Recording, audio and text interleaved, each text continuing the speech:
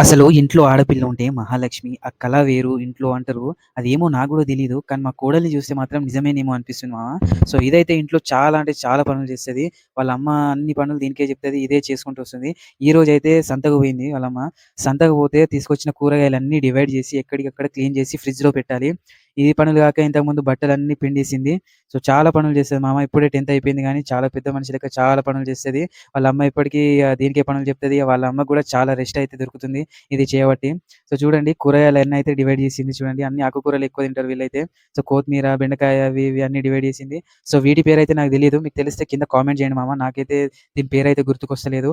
ఇవేంటియో నాకు గూడా తెలీదు. అండ్ అలాగే ఈడు చూడండి కోతి నా కొడుకు ఈడు ఎప్పటికి టీవీయే. ఎక్కడికి పోయినా టీవీ, టీవీ, టీవీ అని సస్తాడు.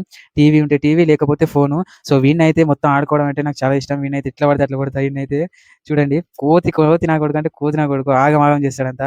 మా బుడ్డదైతే చూడండి అక్కడే పోయి కూర్చున్నది. ఇదైతే ఏం లేదు. సంతకు పోయి వచ్చుడుపోతే తినేటియి ఏమేమైనా ఉంటే తీసుకుపోయి పక్కన కూర్చొని తినేస్తుంది. సో, చూడండి ఇవైతే నేను చూసి ఫస్ట్ షాక్ అయినా. చూడండి ఇందులో జామకాయ ఉంది. సేమ్ నిమ్మకాయ లెక్కనే ఉన్నది మామ చూడండి. నేను కూడా అట్లనే అనుకున్నా. కానీ తర్వాత చూస్తే జామకాయ ఇది. సో, దీన్నైతే పక్కకు పెట్టేసిన. అలాగే చూడండి ఇగ ఫ్రిడ్జ్‌లో అయితే చూడండి ఎంత క్లీన్‌గా మొత్తం సదిరి పెట్టిందో. అండ్ అలాగే ఇప్పుడు ఇది అయిపోయినంక ఇగ కర్రీ చేస్తుంది.